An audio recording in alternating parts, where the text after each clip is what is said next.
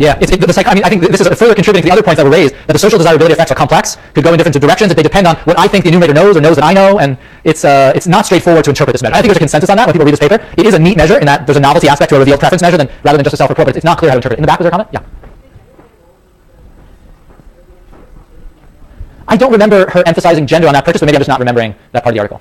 Okay. Huh. Mm-hmm. Yeah. What are people sort of? What's the response Rebecca would make to that, or what's the kind of response based on her research design to that concern? How does she get around that concern? Yeah. Well, Rebecca's point is saying, the people who know and don't know are different. There's different types of people who seek out their results. How does Rebecca get around that concern? Yeah, so she's relying only on those that were offered different incentives. Now, a few weeks from now in the course, we're going to go through instrumental variables, and maybe this will actually be a good example to come back to, but this is exactly the case where instrumental variables could be useful. But for now, just imagine comparing people who got the no incentive to the people who got the $3 incentive, and we know there's a difference in knowing your status that goes from 34% to like 90%. So there's a big difference between those groups in knowing your status based purely on the randomization. Now, it is true that it isn't 0% know in the 0 incentive group and 100% in the $3 incentive group, but it's still a pretty big difference, and we're going to talk about how we can quantify these effects with instrumental variables. But she's relying on the randomization, basically. She's not just relying on who made the choice as much as what they were randomized into, what group they were randomized into. Okay. So, the advantage of her measure is condom purchase is its actual economic choice, the revealed preference issue. But, there's no change in self-reported sexual behavior. It's really a convincing measure. There's a lot of room for doubt. You guys have already anticipated all these points. So I would say this is kind of suggestive. The other thing that comes out in her, study is just the issue that VCT is actually really expensive. So setting up the clinics, doing the testing, hiring the nurses, giving the incentives and whatnot costs a lot of money. $55 per person is a lot of money. So, is that enough? If the only change in behavior is maybe buying a couple extra condoms, if that's the extent of behavioral change. Maybe that's just too minimal to justify this kind of spending. Okay, so what I want to do is very quickly in the next 5 minutes, really just list out and have brief discussions on some other policies that are out there as key policies. We focus on these two that are bolded. We focus on paying people to avoid STIs and testing people and informing them of their status. We focus on them in part because there's really interesting papers that study these issues and they link up to the model really nicely. We can model these choices. But there's actually a range of other important public policies that are on the agenda for dealing with HIV/AIDS. Point 3 there is condom distribution. That's kind of an obvious one. That was a very early one, early on in the epidemic, subsidizing condom use, trying to get people to use condoms. It's a clear way to limit spread of the virus. Another one is public health information campaigns. Again, a very basic one, early on in the epidemic in some countries. There were efforts, I talked about this campaign in Uganda last time, how early on in the epidemic there were these public health campaigns on the radio. The government was very open about it to let people know this is how you get HIV and this is how you can avoid it. So those are kind of basics, and those are things that have been universal in HIV/AIDS prevention campaigns. Another issue that's been important has to do with the regulation of the commercial sex industry. To the extent that commercial sex workers should be regulated, that they can be regularly tested for sexually transmitted infections, those are things that can help limit the spread of infection if commercial sex workers very often are infected, which has been found in many settings, and are basically, because they have so many partners, likely to spread the virus. So those are three very obvious ones that early on in the epidemic a number of countries adopted. But there's some other ones. Since antiretrovirals were developed, there have been mass subsidies for antiretrovirals. And a lot of foreign aid donors have poured billions of dollars, including the US government, into subsidizing antiretroviral treatment. And this has brought the cost of antiretrovirals down massively. Antiretrovirals were, until 10 years ago, not even really available in sub-Saharan Africa at all. I remember in 2003 going to Eldoret, a city in Kenya, when it was one of the early sites for basically trying to figure out how to make antiretroviral treatment work in rural Kenya. And it was like a pilot site. That was 10 years ago. And now there's just millions and millions of people on antiretrovirals. So that's been scaled up a lot. Another very promising approach, if it worked, would be development of an HIV vaccine. So, to the extent that HIV protection could be obtained by vaccination, it would be great. That's how we've dealt with a lot of other viral illnesses. It just turns out that the HIV virus is very difficult to develop a vaccine for. It mutates very quickly. It's very complex. There's a lot of just issues around the structure of the virus that makes it hard to tackle in terms of vaccine development. Now, one approach that I'll mention, which is an interesting potential approach, is something that's called an advance market commitment to purchase a vaccine. What does this mean? This is something that my co-author Michael Kramer has been championing for a number of years, as well as others. The idea here is part of the reason why there's too little innovation, pharmaceutical innovation, to deal with diseases that mainly affect low-income countries is that people are poor in those countries. So, in the U.S., a tremendous amount of pharmaceutical innovation goes toward diseases that better off people will pay out of pocket for, because that's where the profits are. Developing treatments for diseases that poor children in rural sub-Saharan Africa will benefit from. There's just not much money. There's much less money to be made off that. So, in HIV, HIV is an intermediate case because there is a lot of infection outside of poor countries, but still most of the infections in poor countries, especially in Africa. An advanced market commitment, the idea behind it is donors can put a pot of money aside, potentially billions of dollars aside, as a kind of prize. And they would say, look, if someone comes up with a vaccine that meets these criteria, and of course there's well-established sort of medical trial criteria for effectiveness of the vaccine, it helps people avoid infection X% of the time, it has limited side effects, it comes at a low cost, all these kinds of conditions you can pre-specify, then countries subject to that disease can purchase the vaccine using this pot of money. So it gets around the purchasing power problem. So money could be set aside for an HIV vaccine, billions of dollars could be set aside for whichever company comes up with this product first. Now there's actually already been some advanced market commitments, but not for HIV. But it's an idea that's attracted a lot of attention, and already some donor support. Do you have a comment? Mm-hmm. And so if they're working on a vaccine here, they're probably working on the developed world vaccine. And that's exactly why this commitment would be so important, because the idea behind the advanced market commitment would be to say the floodgates of this funding are only open to you. Countries can basically use this to buy vaccines only if they meet conditions that make it suitable for those countries. Tara, do you have a hand up? There was actually an article this morning that recommends for successfully developed vaccine if you're HIV. So I don't know if that's okay, great.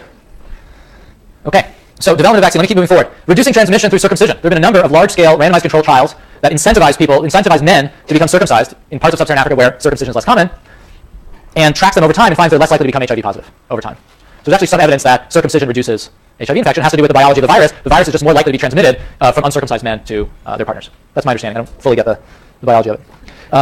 Let's not talk about it anymore. Okay. Any others? Any quick policies? Other policies before we move on to education? Yeah.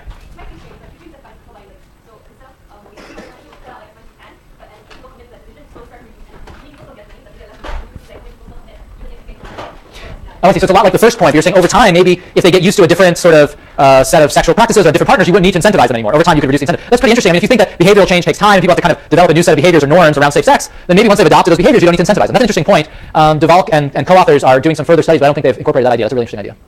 Any other thoughts on further policies or ideas? Yeah. I target migrants because like minors, people that are far from home, they're much more likely to be prostitutes, like truck drivers. Know what this community are, which means interventions more in those places. So even beyond any specific intervention, targeting high-risk populations makes sense, not just because they're high risk, so you want to help people who are high risk, but in the context of an infectious disease, targeting high-risk people has benefits for other people because they're the people spreading the infection. It's the whole externalities point from the deworming paper, but here really for life or death sort of outcome. Yeah. These ones are developing new reproductive technologies that can work both as conservation and microcide or something like that. So people can achieve multiple goals by using one reproductive technology. And I think also reducing other STIs and infections and the relationship between infection. That's right. So those are both really interesting points, the microbicide one, and then also the fact that the claim has been made for a long time that those that are suffering from other infections may be more prone to HIV infection, which could be the case in case there are lesions or other things that make it much easier to be infected with HIV. So and maybe there's an immunological response. So treating the other STIs may also help you avoid HIV infection. So those are two other ones. Any other thoughts on alternative additional policies? If you are thinking through policies, it is. And if any of you are working in this sort of policy space, in the future, I think my hope a bit over these last few lectures is just to show how thinking through a model, and the model we put out may not be relevant for all these issues, there may be other models that are relevant, but thinking through a simple model and some extensions of it may help you think through some of the implications of different policies. And that's one of the things in economics that we try to do as much as we can.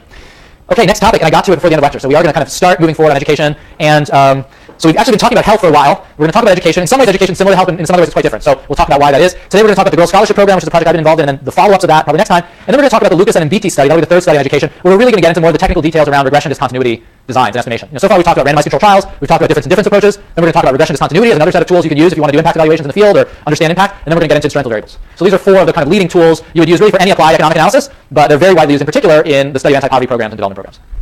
So let's talk a little bit about education. So one thing that we know, and this discussion, this opening is going to be a lot like the health discussion. We know, rich countries are healthy and healthy countries are rich. It turns out education looks pretty similar. And wealthy countries tend to have a lot of it, high levels of education, but disentangling causality becomes tricky for all the same reasons we discussed with health. So I'm not going to go through the details there.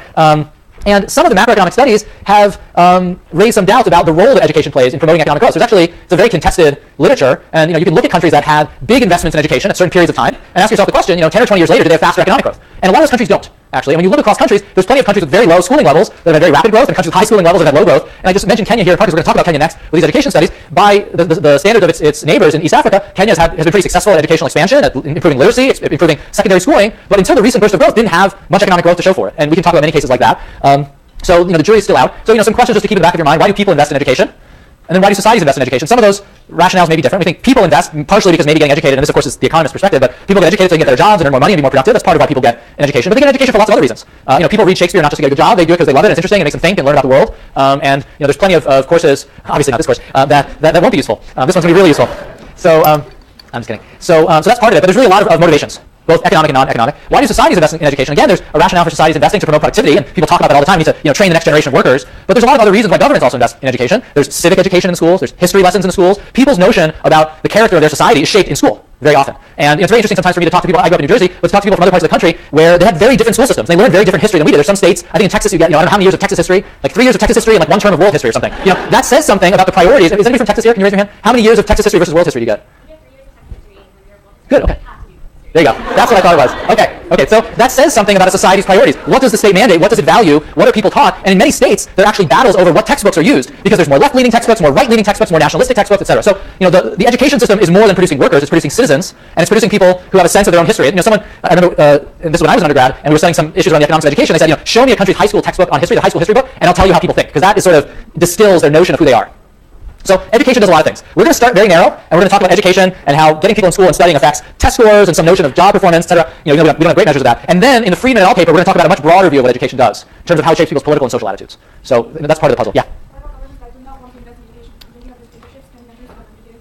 So the question is raised about governments that don't even want to invest in education, and there are many regimes over time that have either reduced education spending for the population as a whole or done it very selectively for certain groups. So in U.S. history, in the U.S. South, in many states, it was illegal to educate slaves. It was illegal to teach a slave how to read and write because it was seen as something very dangerous to give them access to information, etc. There were plenty of European colonizers that did similar things. The Belgian colonizers in Congo were notorious for not building schools. So there was something like 15 high school graduates, or maybe 15 college graduates, in all of Belgian Congo upon independence. It was something just stunning for a country with tens of millions of people, but it was because it was systematically limited. So education choices are political choices, and again, probably in a lecture or two, we'll come back to the politics of it. Now, what else might education do? And so here we're going to be a little bit broader. There's a claim in the literature, and again, this is more based on correlations. So let's just take it with a little bit of a grain of salt. There are claims that more educated women have healthier kids. Their kids have less infant mortality. You might be concerned about omitted variable bias. Let's just forget that for a minute and say this is a correlation. Maybe it's causal, maybe it's not causal, but people make this claim all the time. If you want healthy kids, you need educated moms. People make the case that education speeds the adoption of new technologies, new crops, new health technologies.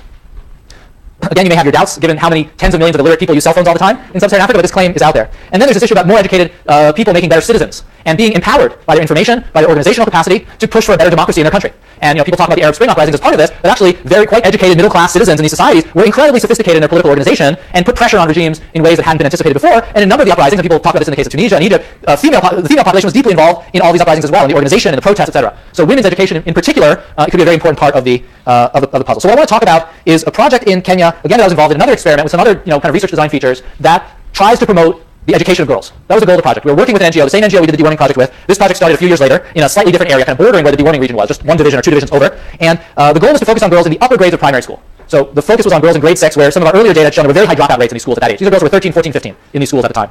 And the question is, how can you promote their learning? How can you improve education for them? And what the project did is it provided a merit scholarship. It said if you do well on a test, what was basically like the standard, a version of the standard government test, a slightly easier version of what was the grade 8 or standard 8 exam, the KCPE exam, was offered to girls in grade 6 with slightly easier questions, but same style of questions. If you do well on that test that's offered, you're going to get your school fees paid for grades 7 and 8, and your family's going to get cash. And the total value of that prize is going to be $38. Now, per capita income in this part of Kenya at the time in US dollar terms was $400 to $500. So $38 is real money. Being able to pay school fees is a big deal. And this project started in 2001. It took place in 2001 and 2002, before Kenya instituted the abolishment of school fees. So actually, in 2003, they abolished primary school fees. But this was a time when school fees were still relevant, when this was going on. And the question is, what does this do to schooling? And I want to do a clicker question. I have 1 minute left. Let's do the next clicker question in 1 minute and then go. In your view, if people are offered this kind of incentive to do well on tests, whose behavior is going to respond forcefully? The kids' behavior, if we measure their study effort and attendance, the teacher's behavior in terms of the teacher's attendance, teacher absenteeism is a big deal in these schools, or the parents' involvement in the schools and the parents' involvement maybe by allowing their kids to do fewer chores. Which actor, which individual is going to respond the most, or are they all going to respond?